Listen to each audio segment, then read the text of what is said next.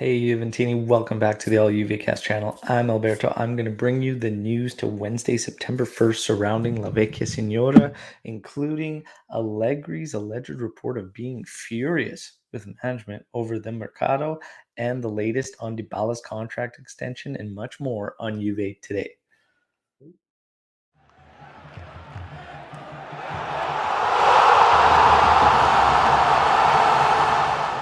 All right, kicking it right off the gate here, we are going to talk about Dybala. Dybala has a meeting set up potentially this weekend to sort things out in his contract extension. We knew that they were going to wait until the Mercado has ended to start going after that again because it has been positive and there is a willingness from both club and player to get the deal done. Mirko Di Natale, who made his interview with us on the show here on the podcast not too long ago, about a week and a half ago, said that be prepared for Dybala to lock in somewhere around 5-6 years. And it's interesting to get these reports today because Juve are offering 8 million plus 2 in bonuses for 4 years, and Dybala wants a base of 10 million and for 5 years. So look for something to get done around that 5-year range. As Mirko Di Natale let us know on the show, be prepared to see Dybala as our 10 for 5 years. So there you have it. That's the latest on Dybala. Meeting should take place this weekend. Rugani's agent was speaking to Mirko Di Natale, saying that there was interest from other clubs, but there was nothing concrete, and he's very, very happy to play this season with Juventus. Rugani staying at Juventus is a factor. I factored into scoring Juve's Mercado. We will get into that after the latest, which is Allegri is apparently furious with the club for not bringing in a pure striker, which he wanted after Cristiano left, as well as finding some backup help in the middle of the park, naming Pjanic. You got to take every report with a grain of salt, okay? These sources that are leaking this Allegri being furious are also sources that like to stir the pot and generate clicks. And now with the Mercado over, things trying to calm down, you still have those sources that are just trying to stir things up and get those hits, regardless of it, right? Allegri might be a little bit frustrated, but Allegri's a very, very smart man. And I think he would understand some of the limitations and everything that this team had in order of moving on from previous business deals and everything. Players come into it. Rugani's one of them. That said, my particular Mercado score, and I've loved all the comments coming in, and I want to hear even more on today's episode in the comments. I still want you to drop your scores, your actual scores. Yesterday, I had asked for your best Juventus lineup, and I loved what I saw, and I actually agree with most of them. A lot of us want to see a 4-2-3-1 based on the players we have, which I agree with. But today, I want to ask you your actual Mercado score and how you look at it and how you factor it in. My 2 cents, after reflecting on this Mercado for Juventus, I score them at a 5 out of 10.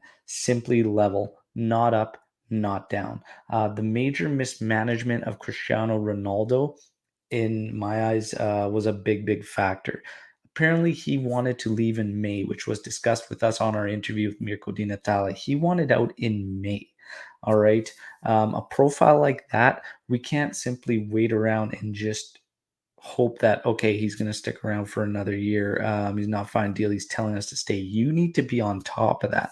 You need to sort that out, and you cannot go into late August and then all of a sudden this player says, "I'm walking away." That needs to be sorted out quickly so that you have enough time to plan and take the necessary actions. That was a big mismanagement in my part.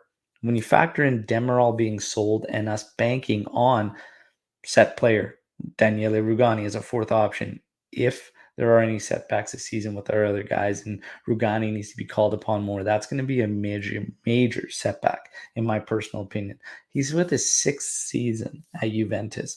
I understand limitations with players and whatnot and making moves, but at some point, somebody has to get something done, or we just bite the bullet.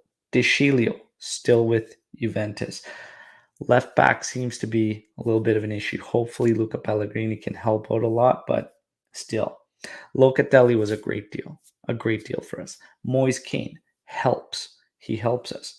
But still, lack of sales yet again hurt Juventus. We have just not been strong in dealing. And then when you look at the mismanagement of Ronaldo, this also could have prevented us missing out on certain opportunities in the Mercado because we just let it slide for so long, hoping that he would just stay and play out his fourth and final season. And I understand that hurting the team in their score line for not being able to sell when these players, a lot of them were brought in by previous management, and it's more an issue with previous recruitment. It still factors into the Mercado score line for me. And the reason is if this management would have found deals for these guys and moved them, we would have been showering them with praise. So we do still technically have to hit them a bit if they haven't been able to move certain guys. And then you get some of these final deals with Sal from Atletico going to Chelsea on a 5 million euro loan. Things like that. There was opportunity, and Sal, that one hurts because Juve was literally linked with them in a winter move, whatnot, and apparently had terms with that player. So now all of a sudden, for him to be moving in the summer and us not even being there, and it being a loan, a very inexpensive loan, this guy would have had a big, big impact on this team. So I, that's why I just say they made some good moves. Locatelli, Keane. They dealt with Cristiano Ronaldo, who was a disgruntled player who wanted to move. But again, Demiral going out and not sufficient backup. This has kind of been a trend for Juventus where the guys we replace are not up to the standards of the guys we're walking away from or losing. And this goes back a long time. If you start looking at when our 14-15 team, which in my opinion was one of the strongest over this 9-year decade or this decade of dominance, whatever, 14-15 was our strongest team. When you start looking at the names leaving and the replacements, it's always been since then just kind of dropping down. So we just got to get back to making sense of it and getting the right replacements. And yes, there's still work to do from previous managements, recruitments, and bad contracts and whatnot. I think we're potentially about two Mercados away from cleaning things up, but we're going to need the revenue this year, and they're going to have to bite the bullet on some of these guys and some of these contracts. But we're not out of the clear yet, and we've got a lot of work to do. My score on the Mercado, even 5 out of 10. We are talking about kind of a wrap up show, whatnot, but we have an Azzurri show, so we'll probably loosely link some of the Mercado talk into an Azzurri show as we get ready for the international break. But again, thanks everybody for joining. Like the video, subscribe to the channel, and make sure you drop your comments on your personal score on the Mercado. Am I being too hard on the club, or was I a little bit too lenient? What's your thoughts?